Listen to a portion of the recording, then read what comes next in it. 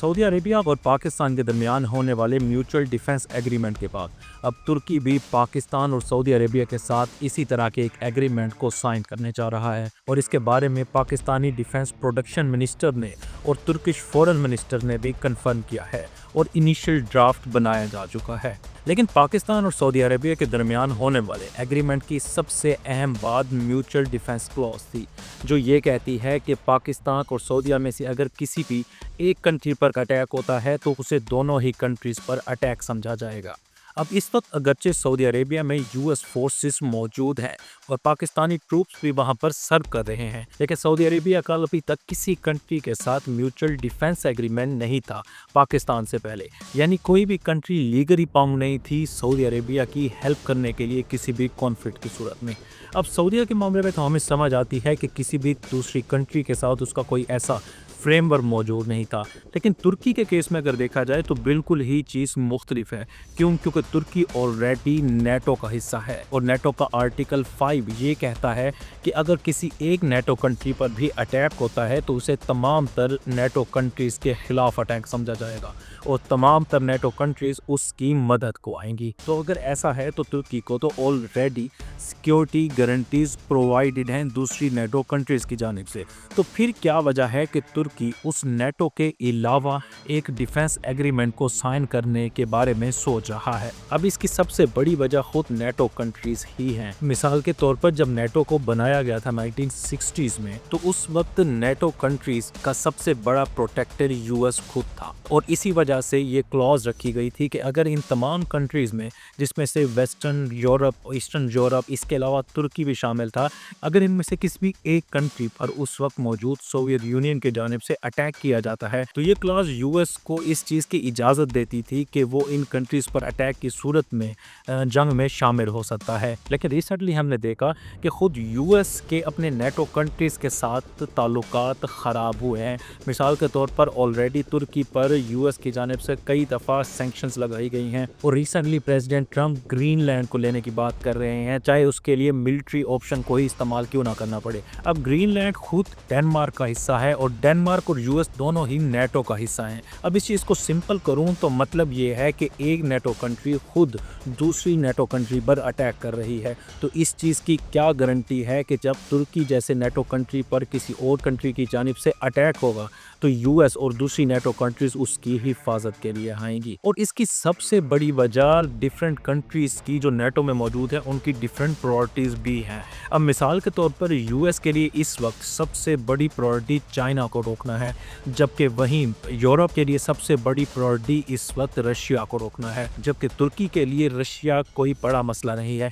क्योंकि तुर्की और रशिया के ताल्लुकात बड़े नॉर्मल चल रहे हैं। रिसेंटली रशिया ने तुर्की को S-400 सिस्टम्स भी प्रोवाइड किए, इसके अलावा एनर्जी सेक्टर में भी बड़ी इनकी कोऑपरेशन चल रही है। तो तुर्की के लिए वो चीज़ एक प्रायोरिटी नहीं है, जबकि तुर्की के लिए सबसे बड़ी प्रायोरिटी उसका बॉर्डर है जो सीरिया के साथ मौजूद है, वो उसमें कुर्दिश इलाके हैं जहाँ पर वो ऑपरेशन कर रहा है। अब वहाँ पर मसला क्या है कि कुर्दिश फोर्सेस के खिलाफ तुर्की ऑपरेशन करता है, जबकि उन्हीं कुर्दिश फोर्सेस को यूएस सपोर्ट करता है। तो अब ऐसे हालात में जब डिफरेंट प्रायोरिटीज़ हों हर कंट्री की नेटो के अंदर ही, तो तुर्की यहाँ पर ये चाहता है कि वो अपना अलायंस किसी ऐसी कंट्रीज़ के साथ बनाए जिनकी सिक्योरिटी प्रायोरिटीज़ उसके साथ मैच करती हों। अब मिसाल के तौर पर गज़ा, इसराइल, लेबनान, इसके अलावा मिडल ईस्ट को लेकर ये तीनों ही कंट्रीज़ यानी तुर्की, सऊदी अरेबिया और पाकिस्तान का मौक़िफ़ सेम ही रहा है। इस वजह से तुर्की अपने जो सिक्योरिटी प्रायोरिटीज़ हैं उनको इन दोनों कंट्रीज़ के साथ ज़्यादा अलायंस समझता है और इसी वजह से ही तुर्की इस डिफेंस एग्रीमेंट का हिस्सा बनना चाहता है। अब इसमें एक सबसे बड़ा फैक्टर न्यूक्लियर भी है। अब इन तीनों ही कंट्रीज़ में से सिर्फ पाकिस्तान ही ऐसा मुल्क है जिसके पास तकरीबन 170 के करीब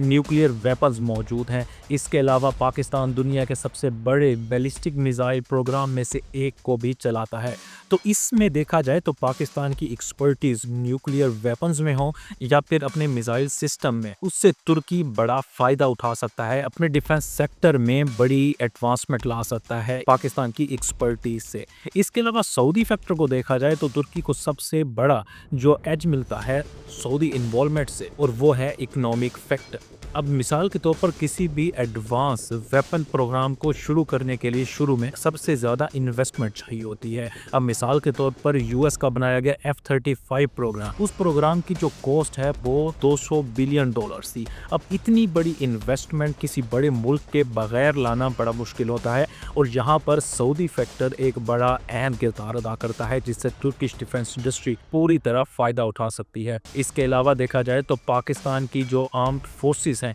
तकरीबन 6.5 लाख के करीब बनती हैं, और अगर दुनिया के किसी भी इलाके में फोर्सेस को डिप्लॉय करना पड़ता है तुर्की को अपनी होमलैंड फोर्सेस पर दबाव डालने की बजाय पाकिस्तान या सऊदीया से वो फोर्सेस मिल सकती हैं जिन्हें वो डिप्लॉय कर सकता है। तो ये वो सारी चीज़ें हैं जिनसे तुर्की फ़ायदा उठा सकता है इस अलायंस का हिस्सा बनने से। अब ये तो वो सारी चीज़ें हो गई जो तुर्की पाकिस्तान और सऊदी अरेबिया से हासिल कर सकता है इस डिफेंस एग्रीमेंट का हिस्सा बनने से, लेकिन इसके अपोजिट ऐसी भी चीज़ें मौजूद हैं जो तुर्की इस एग्रीमेंट में लेकर आएगा साथ, और उसमें सबसे जो बड़ा फैक्टर होगा वो होगा इसकी नेटो मेंबरशिप। अब क्योंकि तुर्की पिछले कई सालों से क्योंकि नेटो का हिस्सा है, और नेटो के बारे में हम जानते हैं वो आज तक कई कॉन्फ्लिक्ट का हिस्सा रह चुकी है। इसके अलावा उसका एक्सटेंसिव वॉरफेयर एक्सपीरियंस मौजूद है। इसके साथ साथ उनके प्रोटोकॉल्स और स्टैंडर्ड्स जो वेस्टर्न स्टैंडर्ड्स हैं उनको हमेशा से ही अच्छा समझा जाता है। तो तुर्की के ऐड होने से वो एक्सपीरियंस और वो स्टैंडर्ड्स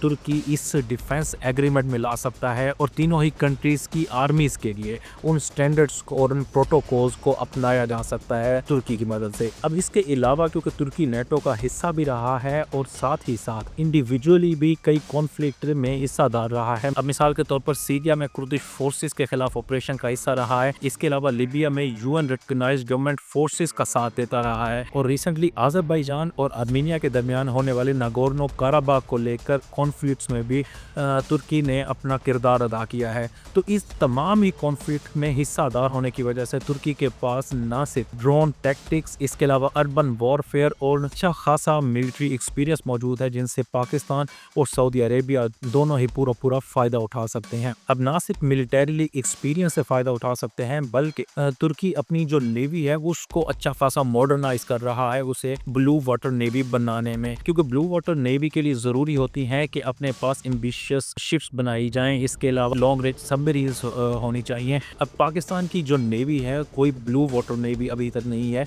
यानी अपने वाटर्स के अलावा ये इंटरनेशनल वाटर्स में जाकर या दूसरे मुल्कों के करीब जाकर ऑपरेशंस के लिए नहीं बनाई गई, बल्कि अपनी हिफाजत के लिए बनाई गई है। तो यहाँ पर तुर्की एक अहम किरदार अदा कर सकता है। मिसाल के तौर पर शिपिंग लेन्स को ओपन करने में, जैसे पिछले दिनों हमने देखा कि रेड सी का जो मामला सारा चल रहा था उसमें नेवीज अपने शिप्स को वहां पर डिप्लॉय कर रही थी। तो ऐसे केसेस में पाकिस्तान न सिर्फ तुर्किश नेवी से उसके लिए हेलीकॉप्टर कैरियर्स और सबमरीन्स को डिप्लॉय करवा सकता है इन तमाम शिपिंग रूट्स को ओपन करने के लिए, जो कि न सिर्फ सऊदी अरेबिया के लिए बल्कि पाकिस्तान के लिए भी इकोनॉमिकली एक बहुत बड़ा चैलेंज साबित हो सकता है अगर ये शिपिंग लेन्स बंद होती हैं। तो अब नेवी के अलावा पाकिस्तान और सऊदी अरेबिया तुर्की की एयर फोर्स से बड़ी मदद हासिल कर सकते हैं, क्योंकि तुर्किश एयर फोर्स दुनिया की बेहतरीन और स्ट्रॉन्ग एयर फोर्सेस में से एक समझी जाती है, और पाकिस्तान के कई पायलट्स भी वहां पर जाकर ट्रेनिंग कर चुके हैं। इसके अलावा पाकिस्तान के जो F-16 की कुछ अपग्रेडेशंस थी वो भी तुर्की की जानिब से की गई हैं। नेवी और एयर फोर्स के अलावा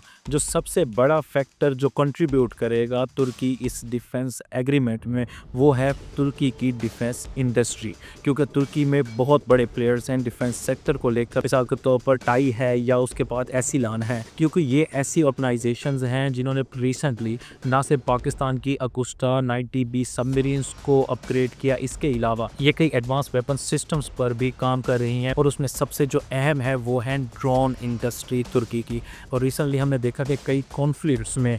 तुर्की के ड्रोन्स ने पूरी तरह जंग का पासा ही बदल दिया। मिसाल के तौर पर यूक्रेन और रशिया वॉर को देख लें, अब उसमें TB2 ड्रोन्स हैं, किंची ड्रोन्स हैं, और रिसेंटली कजिल में ड्रोन से air to air BVR fire होते بھی देखा तो तुर्की डिफेंस इंडस्ट्री बड़ी हाईटेक डिफेंस इंडस्ट्री है जिससे पाकिस्तान और सऊदी अरेबिया पूरी तरह फ़ायदा उठा सकते हैं। और इस वक्त असल में क्या हो रहा है कि दुनिया एक मल्टी पोलर वर्ल्ड बन चुकी है जहाँ पर कई बड़ी प्लेयर्स मौजूद हैं, जिसमें यूएस है, चाइना है, रशिया है, इसके अलावा इंडिया है, यूरोप है। तो इसलिए सेल्फ रिलायंस बहुत ज़रूरी है। मिसाल के तौर पर आप किसी एक कंट्री पर अपना रिलायंस नहीं कर सकते, बेशक वो डिफेंस की इक्विपमेंट के लिए हो या आपके अपनी हिफाजत के लिए। अब मिसाल के तौर पर 2014-15 के बाद पाकिस्तान और यूएस के कुछ रिलेशन ज़्यादा अच्छे नहीं गए और उस वजह से यूएस ने पाकिस्तान को बेचे जाने वाले डिफेंस इक्विपमेंट पर भी काफ़ी ज़्यादा रिस्ट्रिक्शंस लगा रखी थी। अब ऐसे ही एक केस स्टडी है, पाकिस्तान ने जब T-129 अटैक हेलीकॉप्टर के लिए रिक्वेस्ट की तुर्की को, जो तुर्की का बनाया गया है। अब इस हेलीकॉप्टर का मसला ये था कि ये जो इंजन इस्तेमाल करता था वो यूएस प्रोवाइड करता था और अब यूएस और पाकिस्तान के उस ताल्लुकात उस वक्त ज़्यादा अच्छे नहीं थे, तो यूएस ने पाकिस्तान को ये इंजन्स बेचने से इनकार कर दिया और उस वजह से पाकिस्तान को तुर्की की जानिब से ये हेलीकॉप्टर्स भी प्रोवाइड नहीं किए जा सके। और उसके बाद क्या हुआ कि तुर्की ने अपना ही इंजन बनाने की तरफ तवज्जो दी, लेकिन क्योंकि इंजन बनाना कोई छोटा काम नहीं होता बल्कि इसमें काफ़ी ज़्यादा इन्वेस्टमेंट लगती है, काफ़ी टाइम लगता है, तो उस वजह से तब से लेकर अब तक पाकिस्तान को उन T-129 अटैक हेलीकॉप्टर्स की डिलीवरी नहीं की जा सकी। तो ऐसी चीज़ों से बचने के लिए तुर्किश डिफेंस इंडस्ट्री जब इस एग्रीमेंट में शामिल होगी तो पाकिस्तान और सऊदी अरेबिया अपना डिफेंस रिक्वायरमेंट्स हैं वो तुर्किश डिफेंस इंडस्ट्री से ही पूरी कर सकेंगे और उन पर कोई भी पॉलिटिकल इंटरफेरेंस का मामला या प्रेशर नहीं होगा। तो ये एक बड़ी अहम चीज़ है, ना सिर्फ पाकिस्तान के लिए बल्कि सऊदी अरेबिया के लिए भी। अब मिलिट्री पॉइंट ऑफ व्यू के अलावा भी अगर देखा जाए तो तुर्की एक ह्यूज सॉफ्ट पावर रखता है, ना सिर्फ एशियन मुस्लिम कंट्रीज़ में बल्कि अफ्रीकन मुस्लिम कंट्रीज़ में भी।